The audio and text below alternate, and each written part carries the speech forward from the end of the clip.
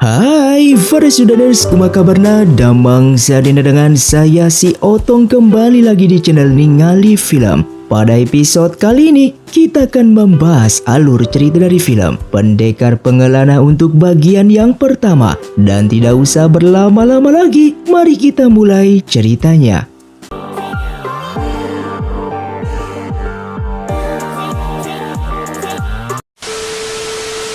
Film pun diawali dengan diperlihatkannya seorang pendekar bernama Wuzu yang sedang menyelamatkan seorang bayi dari pasukan misterius yang ingin merebut bayi tersebut. Wuzu yang merupakan seorang pendekar yang tidak bisa melihat, namun kemampuan bela dirinya sangatlah hebat.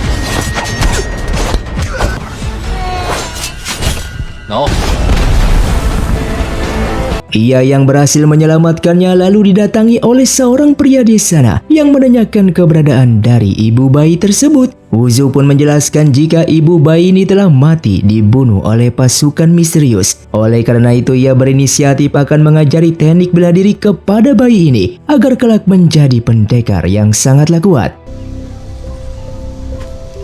Kemudian ia pun membawanya ke rumah nenek bayi tersebut dengan meletakkan kitab bela diri miliknya ke dalam keranjang, dan bayi ini bernama Fan Xian. Singkatnya, beberapa tahun kemudian diperlihatkannya Fan Xian yang sudah tumbuh besar bersama seorang gadis kecil bernama Fan Ruo yang merupakan adik tirinya. Di sana mereka sedang melihat kepala pelayan yang menghukum para pelayan karena kerjanya yang tidak bisa diatur. Namun di sini Fan Xian yang sedikit usil justru membela para pelayan tersebut dengan menampar kepala pelayan itu hanya dengan satu kali tamparan, namun mampu menumbangkannya. Atas kejadian itu membuat kepala pelayan tersebut langsung melaporkan kepada sang nenek. Namun di sini sang nenek justru membela Fan Xian karena merupakan cucu kesayangannya. Di saat mereka sedang makan bersama, sang nenek memberitahukan bahwa Fan Ruo akan kembali ke rumah ayahnya yang berada di ibu kota, yang membuat Fan Xian sedih karena Fan Ruo merupakan adik sekaligus teman yang baik hati. Dan di saat mereka akan berpisah, Fan Xian pun berjanji jika suatu saat nanti ia pasti akan menemuinya di kediaman ayah mereka, yang ternyata ayah mereka memiliki 3 istri dan memiliki beberapa saudara tiri dari ibu yang berbeda. Singkatnya, di malam harinya diperlihatkannya seorang penyusup yang akan masuk ke kamar Fan Xian, dan Fan Xian yang menyadari itu langsung bangun dari tidurnya. Bahkan ia mengobrol dan memberikan minuman kepada penyusup tersebut. Namun di saat penyusup itu sedang lengah, tiba-tiba Fan Xian langsung mengajarnya, yang membuat penyusup itu pun seketika pingsan. Fan Xian yang mengira penyusup itu telah mati membuatnya ketakutan dan pergi dari sana untuk menemui Paman Wuju dengan mengatakan kalau ia telah membunuh seseorang. Dan di saat mereka kembali, ternyata penyusup itu belumlah mati, sehingga Fan Xian yang usil lalu ingin memukulnya kembali, namun langsung dihentikan oleh sang paman dengan mengatakan kalau penyusup ini merupakan Tuan Fei, seorang master pengobatan yang sengaja datang ke sini karena telah diundang oleh sang nenek untuk menjadi gurunya Fan Xian. Setelah Tuan Fei tersadar kembali, ia pun menjelaskan kedatangannya ke sini untuk mengajari Fan Xian teknik pengobatan atas perintah dari sang nenek. Namun di sini Fan Xian justru tertawa karena ia yang ingin memukulnya kembali. Kemudian Tuan Fei yang terluka cukup parah akibat terkena pukulan sebelumnya, ia pun menghadap kepada sang nenek dan menceritakan kejadian tersebut. Singkatnya, keesokan harinya diperlihatkannya Fan Xian yang terus berlatih setiap hari dengan Paman Wuju agar nanti menjadi pendekar yang sangatlah kuat.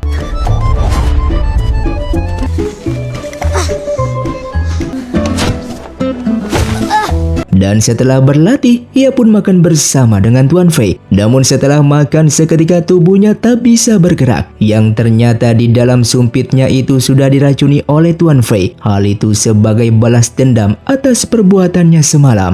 Tidak hanya itu, Tuan Fei pun menyuruhnya untuk memilih salah satu dari 3 botol yang berbeda di hadapannya tersebut yang merupakan penawar dari racun itu. Namun setelah diminum ternyata Fan Xian salah memilih botol yang membuat tubuhnya semakin tersiksa akibat dari racun tersebut.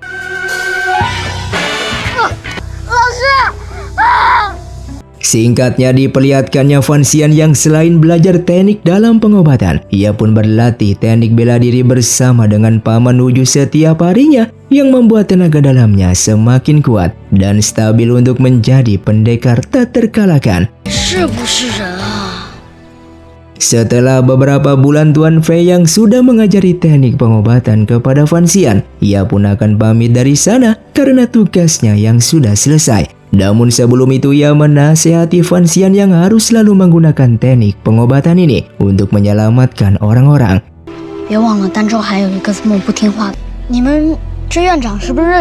Setelah itu Fan Xian yang sedang makan, sang nenek memperingatnya apabila kesatria berjubah merah datang ke kota mereka, maka tandanya bahaya akan segera datang. Fan Xian yang masih bingung atas ucapan sang nenek lalu pergi keluar dan menunggu kesatria berjubah merah tersebut. Bahkan setiap harinya ia menunggu hingga tanpa terasa ia pun telah tumbuh dewasa. Dan pada akhirnya, kesatria berjubah merah seperti apa yang dikatakan sang nenek telah datang ke kota itu. Yang ternyata pasukan itu ingin membawa Fan Xian kembali ke ibu kota atas perintah dari ayahnya. Namun di sini sang nenek tidak setuju apabila Fan Xian pergi dari rumahnya dan menyuruhnya untuk membiarkan saja pasukan itu berada di luar sampai mereka pergi. Lalu ia pun makan bersama dengan sang nenek. Namun setelah selesai makan ia langsung pergi dari sana dan tiba-tiba ia memuntahkan semua makanan tersebut. Yang ternyata makanan yang ia makan tadi terdapat racun dan ia sudah mengetahuinya. Tak lama kemudian pelayan wanita menghampirinya dengan mengatakan kalau semua orang saat ini sedang keracunan. Dengan mendengar hal itu, ia pun segera pergi untuk mengambil segentong susu dan diberikan kepada semua pelayan di sana untuk menetralisirkan racun di tubuh mereka. Setelah itu, ia pun pergi untuk mendatangi rumah seseorang yang merupakan pelayan masak milik keluarganya. Yang ternyata pelayan masak itu sedang disekap oleh seseorang yang bernama Tengzi dan racun tersebut merupakan ulahnya sehingga pertarungan pun terjadi. Namun karena bela diri Fan Xian begitu hebat, Tengzi dengan mudah ia kalahkan.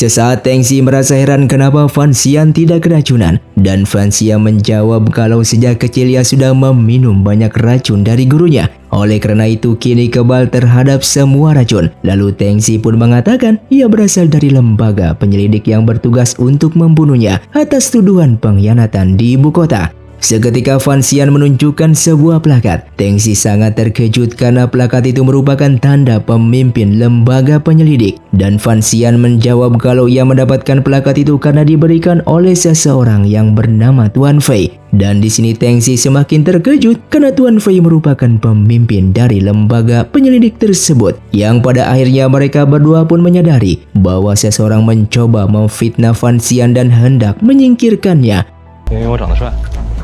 Di saat ia kembali ke rumah, diperlihatkannya kepala pelayan yang sedang diikat karena sudah bekerja sama sebelumnya dengan Tengzi untuk meracuni Fan Xian. Yang ternyata selama ini kepala pelayan memang tidak menyukainya. Dengan mengetahui hal itu, sang nenek pun menjadi marah dan menyuruh pasukan untuk mematahkan kakinya lalu dibuang ke danau.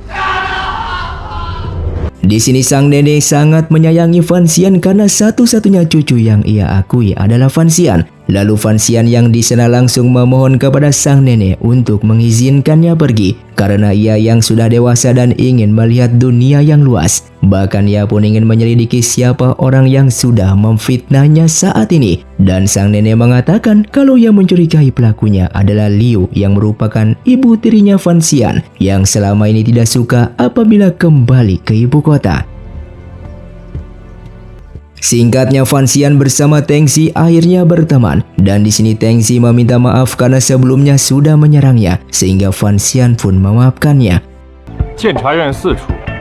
藤子。 Setelah itu ia pun menemui Paman Uju dan ia sudah siap pergi ke ibu kota. Di sini ia memiliki dua alasan untuk pergi ke sana. Yang pertama ingin mencari bukti bahwa ibu tirinya yang ingin membunuhnya. Dan kedua ia ingin mencari informasi siapa pelaku yang telah membunuh ibu kandungnya tersebut. 有时候我觉得你就是为我一个人。 Lalu di malam harinya saat ia sedang mengemasi barang-barang, Paman Uju menunjukkan sebuah kotak besar peninggalan ibunya Fansian yang selama ini belum pernah ia buka. Di sini Paman Uju bukan tidak mau membukanya, namun ia sudah melakukan berbagai cara namun tetap saja gagal. Oleh karena itu kotak pun diberikan kepada Fansian agar mencari kuncinya saat berada di ibu kota, yang mungkin saja kotak tersebut merupakan informasi mengenai ibunya. 到底是什么做的？ Singkatnya esok hari pun tiba. Sebelum berangkat Fansian memberikan hormat kepada sang nenek dan ia berjanji akan kembali lagi apabila urusannya telah selesai, yang membuat sang nenek sangatlah bersedia melepaskan cucu kesayangannya tersebut yang akan segera pergi dari kediamannya ini. Lalu saat di dalam perjalanan ia satu kereta bersama Tengsi. Bahkan ia pun melihat Tuan Fei yang berada di kereta kuda lainnya yang sedang mengawal salah satu kereta di sana. Setelah itu mereka pun bertemu kembali di suatu tempat dan Tuan Fei mengatakan ia yang sedang mengantar putra mahkota kerajaan King yang bernama Yan Bing. Dan ini semua karena atas ulah dari Fansian yang membuatnya bertanya apa salahnya. Yang ternyata sudah tersebar berita bahwa Fansian telah membunuh Tengsi yang merupakan anak buah dari Yan Bing. Maka dari itu Yan Bing hendak pergi ke kerajaan Bai untuk menjelaskan kematian Tengsi yang berasal dari kerajaan tersebut. Karena apabila tidak dilakukan takutnya akan terjadi perang besar akibat kematian Tengsi ini. Namun di sini Tuan Fei justru terkejut di saat melihat Tengsi yang masih hidup dan bersama dengan Fansian. Dan setelah penjelasan itu selesai, mereka pun berpisah.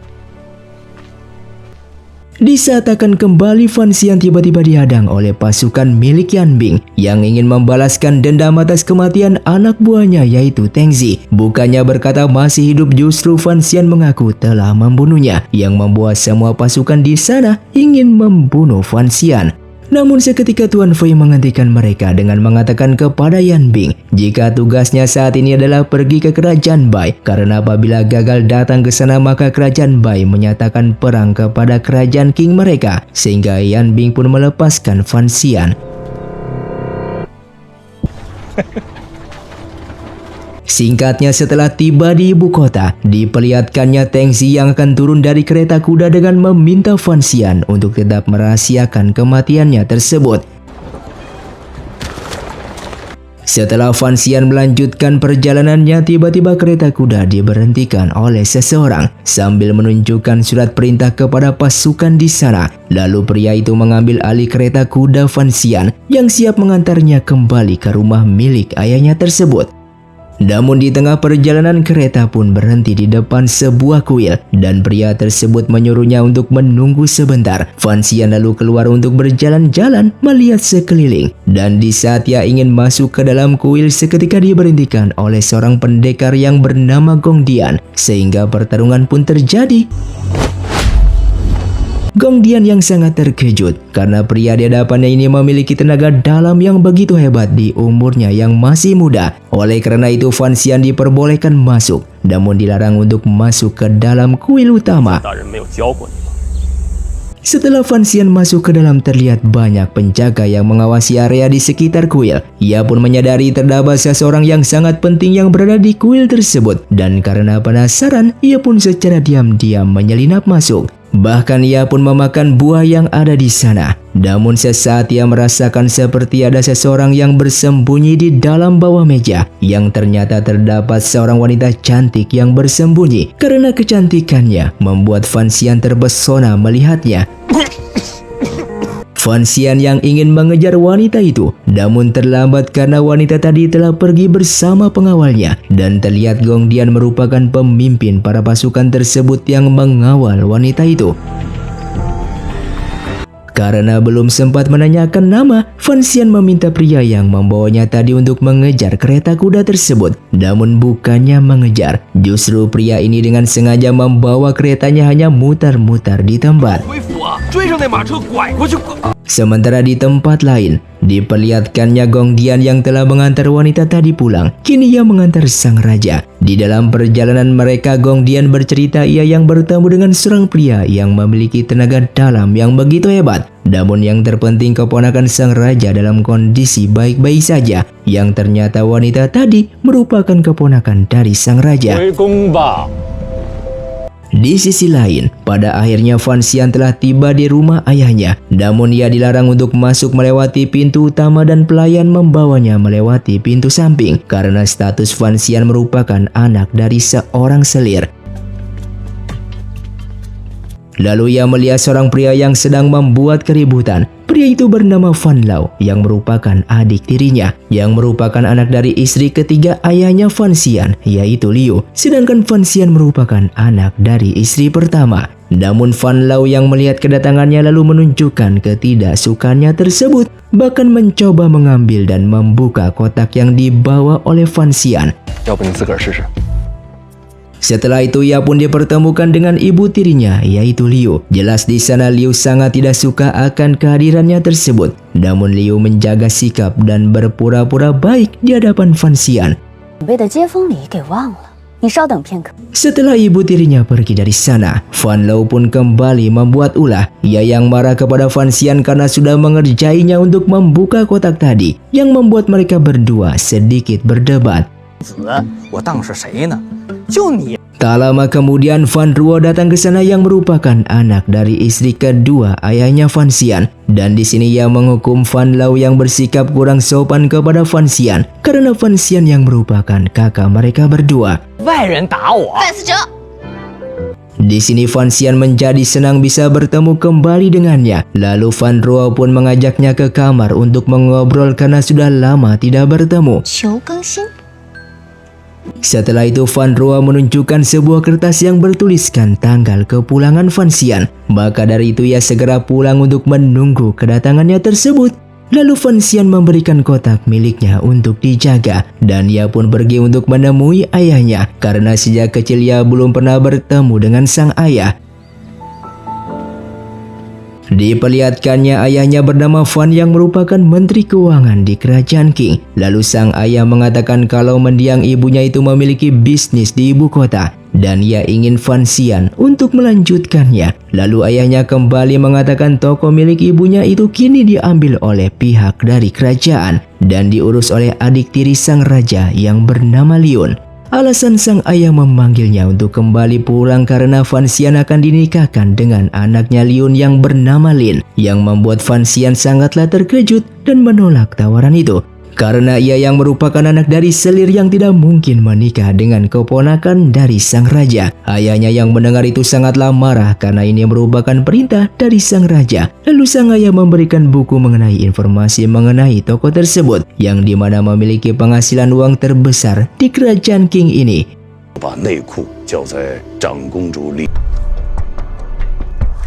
Sementara itu Liun menemui ibu suri yaitu ibunya sang raja dan ia pun memohon untuk membatalkan pernikahan anaknya itu. Yang ternyata Liun ini merupakan adik sang raja namun beda ibu. Yang seketika itu ibu suri menjadi marah dan menyuruh Kasim untuk menamparnya. Singkatnya mereka semua pun makan bersama. Diperlihatkannya ayahnya Fan Xian menuduh istrinya yang memberikan informasi palsu kepada lembaga penyelidik untuk memfitnah Fan Xian agar dibunuh. Yang pada awalnya sang istri mengelak tuduhan tersebut. Namun karena terus didesak akhirnya sang istri mengakui kalau memang benar ia yang melakukannya. Ia melakukan itu karena takut kedatangan Fan Xian akan merebut posisi suaminya sebagai menteri keuangan di kerajaan. Yang dimana ia ingin Fan Lao lah yang merupakan anaknya sebagai penerus menteri keuangan tersebut. Namun di sini ayahnya Fan Xian mengaku kedatangannya saat ini bukan untuk merebut posisi itu, melainkan untuk menikah dengan putri dari kerajaan Qing. Dan dengan mendengar hal itu ibu tirinya pun langsung bertingkah baik kepada Fan Xian. 先吃。 Setelah selesai makan, Fan Xian mengobrol empat mata dengan sang ayah kalau ia yang tidak ingin menikah dengan Lin karena ia yang sudah menyukai wanita lain. Maka kedatangannya saat ini bukan untuk menikah melainkan mencari siapa yang membunuh ibunya tersebut, yang membuat sang ayah pun menjadi marah atas sikapnya itu. 如果掌控了内库， Sementara di tempat lain, Liun sedang bersama dengan salah satu putra mahkota. Di sini mereka berdua merencanakan sesuatu hal agar toko kerajaan tidak diambil alih oleh Fan Xian, meskipun mereka tahu toko tersebut merupakan milik ibunya Fan Xian. 红楼， Sedangkan Fan Xian sendiri diberikan tempat tinggal lengkap dengan pelayannya. Namun karena ia terbiasa hidup tanpa pelayan, ia pun langsung mengusir mereka semua dan membebaskan tugas para pelayan tersebut untuk tidak usah ke rumahnya lagi. 都给我滚蛋！是，少爷，那我们先走了。 Setelah para pelayan pergi, tak lama kemudian Teng Xi berusaha masuk ke rumah Fan Xian secara diam-diam. Tanpa sengaja secara bersamaan, Fan Lao juga datang ke sana untuk mencari Fan Xian, sehingga mereka berdua pun bertemu satu sama lain. Untung saja Fan Xian datang tepat waktu dengan mengatakan jika pria itu merupakan pengawal pribadinya, dan ia pun menyuruh adiknya itu untuk pergi dari sana. Namun Fan Lao sesaat mengatakan bahwa besok pagi ia ingin mengajak Fan Xian ke suatu tempat. Lalu Fan Lao menemui seorang pelayan dan ia ternyata merencanakan sesuatu hal untuk menjebak Fan Xian. 收拾收拾这个从儋州来的土包子。 Di sini alasan Teng Xi menemuinya saat ini karena ia ingin meminta bantuan, dikarenakan ia pernah membunuh seseorang dan kini ia menjadi buronan kerajaan. Maka dari itu kemarin ia meminta Fan Xian menutupi identitasnya dengan menyebarkan berita palsu mengenai kematiannya tersebut.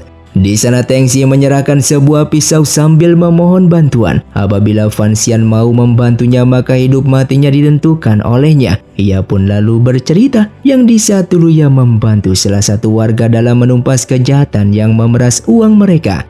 Setelah melakukan itu siapa sangka ia lalu dipanggil pihak kerajaan dan hendak dihukum mati atas tuduhan pembunuhan yang sama sekali tidak pernah ia lakukan. Yang memfitnah dirinya adalah seseorang dari keluarga bangsawan yang bernama Baokun, dan ayahnya itu merupakan salah satu menteri dari kerajaan yang bernama Yuzi. Bahkan warga yang ia bantu sebelumnya justru juga ikut memfitnahnya dengan mengaku melihat ia membunuh.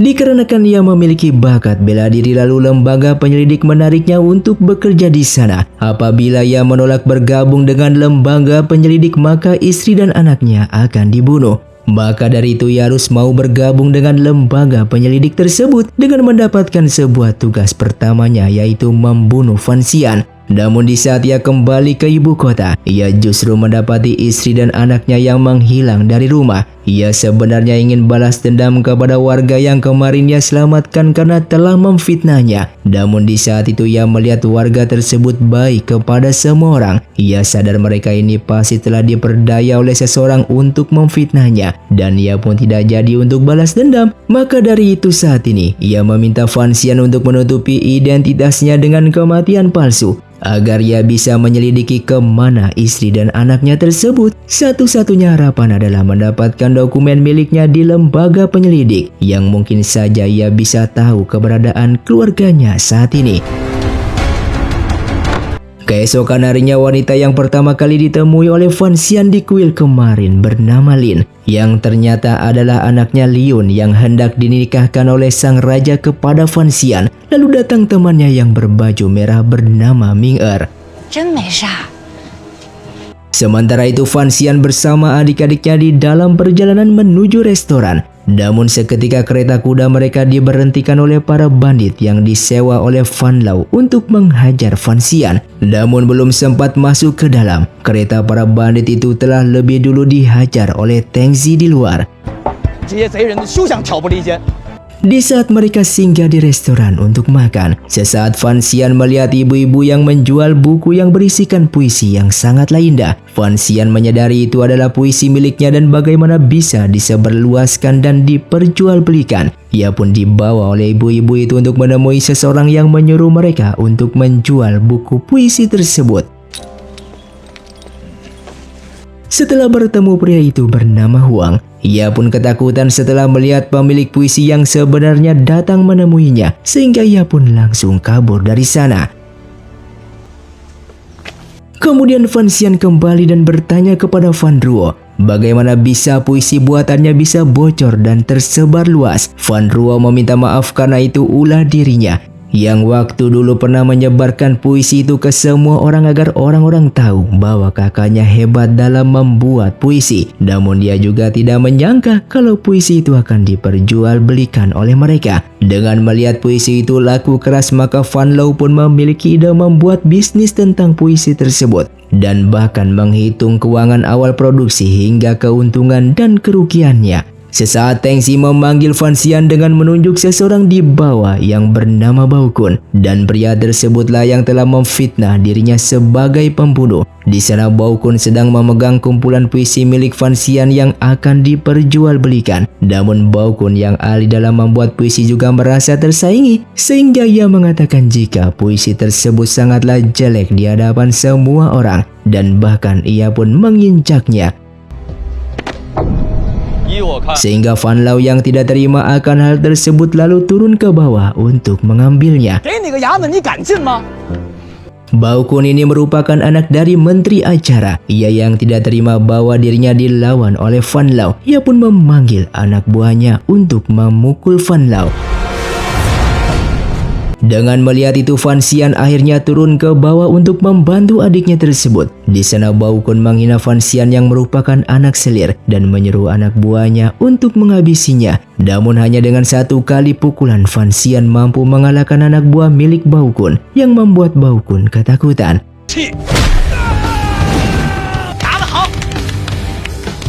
Tak lama kemudian keponakan sang raja datang ke sana yang bernama Li Hong. Ia pun melerai pertengkaran mereka dan lalu mengajak mereka semua datang ke acara pergelaran puisi yang ia buat. Bahkan di sana mereka diundang untuk datang agar bisa membuktikan puisi milik siapa yang paling terbaik.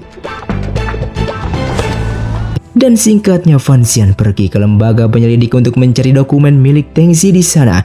Sesaat ia meminta Teng Xi untuk mengantar kedua adiknya pulang.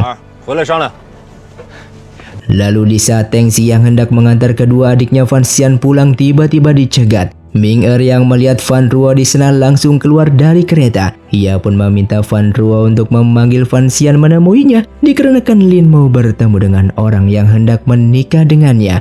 Namun di sini Fan Ruo berbohong dengan mengatakan Fan Xian sedang tidak enak badan dan tidak bisa keluar dari kereta. Namun Lin memaksanya. Oleh karena itu Fan Luo yang berada di dalam kereta pun berpura-pura menjadi Fan Xian dengan mengatakan kalau ia yang sedang sakit karena semalam ia habis minum arak, yang membuat nama baik Fan Xian menjadi tercoreng.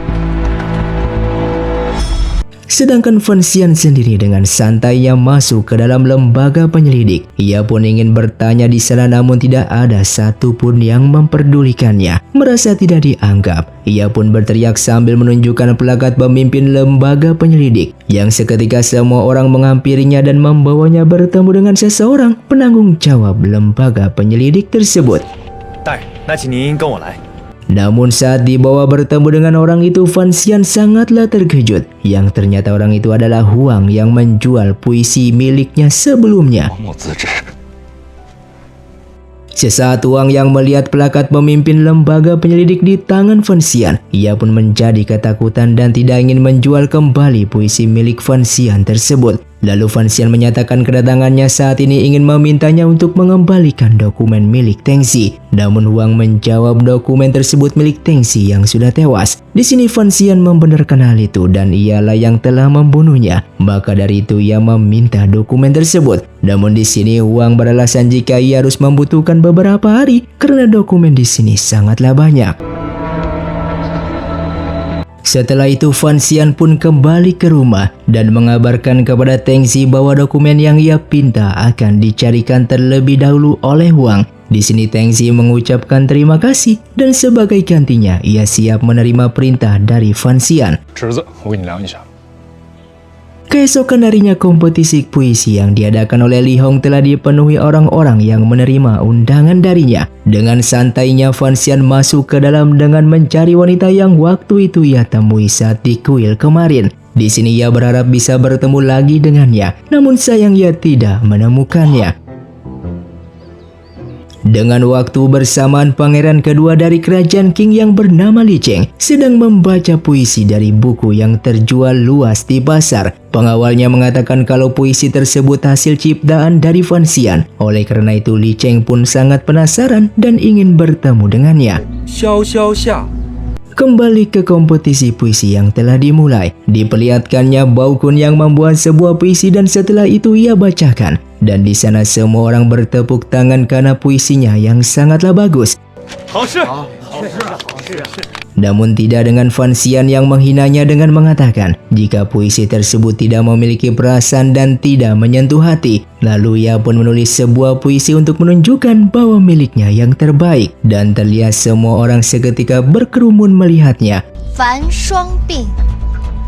Setelah selesai, orang-orang yang melihat puisi milik Fan Xian menjadi sangatlah takjub karena arti dari puisi miliknya sangatlah menyentuh hati sampai-sampai mereka menganggap puisinya yang terbaik di ibu kota.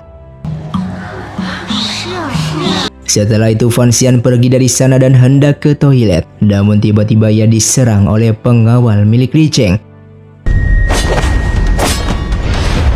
我为什么要进去啊？ 那你就回。 Li Cheng lalu memanggilnya sambil memperkenalkan diri bahwa ia adalah pangeran kedua di kerajaan Qing. Namun di sini Fan Xian tidak peduli karena siapapun yang ingin menyerangnya, maka ia akan habisi orang tersebut. Di sini Li Cheng mengatakan jika ia tidak berniat untuk membunuhnya, melainkan ingin bertemu dengannya saja dikarenakan puisi yang dibuat oleh Fan Xian sangatlah bagus dan ingin berteman dengannya. 为什么？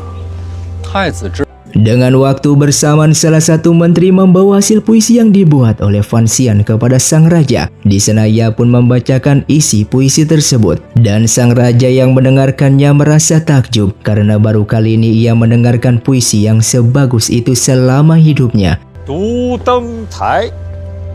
Fan Xian yang hendak kembali tak sengaja bertemu dengan Lin yang ia sukai saat pertama kali bertemu. Dan di sini ia pun tidak menyangka bisa bertemu kembali. 你吃吗？ Sesaat Fan Xian membawanya bersembunyi karena pelayan hendak datang ke sana. Di sini ia mengira Lin adalah anak pelayan yang sedang mencuri ayam. Lin yang menutupi identitasnya mengiyakan perkataannya bahwa ia adalah anak dari pelayan. 你是你的。 Lalu Lin bertanya kenapa dia bisa berada di tempat ini. Fan Xian lalu berbohong dengan mengatakan jika ia adalah pengawal Baokun untuk mendatangi acara kompetisi puisi. Sesaat Lin bertanya apakah Fan Xian juga berada di sana karena ia ingin bertemu dengannya, yang tanpa ia tahu bahwa orang yang ia cari selama ini tepat di hadapannya. 郭宝坤，我就陪他来参加诗会来了。 Fan Xian lalu memegang tangan Lin dan hendak membawanya untuk bertemu dengan Fan Xian. Lalu ia pun menunjuk Teng Xi sebagai Fan Xian. 你成心了没有？王俊的，还是我这种。 Singkatnya Huang yang mendatangi rumah Fan Xian lewat belakang, namun di sana kakinya justru tersandung. Kedatangannya ke sana ingin memberikan dokumen yang dipinta oleh Fan Xian, namun sebelum pergi ia sempat-sempatnya mengambil kue di atas meja. 我女儿啊， Teng Xi yang melihat dokumen itu lalu memintanya, namun Fan Xian tidak mau memberikan. Mereka pun terlibat perkelahian singkat dan akhirnya berhasil didapatkan oleh Teng Xi. Lalu tiba-tiba ia terdiam setelah membacanya dan ia pun ingin pergi untuk balas dendam. Fan Xian meminta ia untuk tetap tenang, namun Teng Xi yang terbakar amarah tidak memperdulikannya dan meninggalkan tempat tersebut. Tak lama kemudian, Fan Ruo pun datang ke sana dan bertanya apa yang telah terjadi. Lalu Fan Xian menunjukkan dokumen itu, yang ternyata istrinya Teng Xi yang sedang mengandung telah dibunuh dan orang yang membunuhnya adalah Baokun. Sehingga saat ini Teng Xi hendak pergi untuk balas dendam. Namun saat berada di luar, Teng Xi tak sengaja bertemu dengan Lin. Karena Lin mengira ia adalah Fan Xian, ia pun menyapanya. Namun Teng Xi terus saja berjalan tanpa menghiraukan sapaannya. Di sini Fan Xian berencana menemui Baokun nanti malam. Namun Fan Ruo sempat melarang karena Baokun pengikut setia dari putra mahkota. Di sini Fan Xian tidak peduli karena ia tidak mungkin diam saja saat melihat temannya menderita. 拜，猪肉，找个人。 Sementara Lin meminta Ming Er untuk mengikuti aktivitas yang dilakukan oleh Fan Xian. Ia ingin tahu apa saja yang bisa ia lakukan. Ia ingin tahu apa saja yang biasa ia lakukan. Dan di sini mereka masih mengira Teng Zi adalah Fan Xian. Dan film pun bersambung. Terima kasih untuk kalian yang sudah menonton video ini sampai habis. Sampai jumpa di video selanjutnya. Saya pamit urang dari Ningali Film. See you, tunggu diri dan salam Sundaners.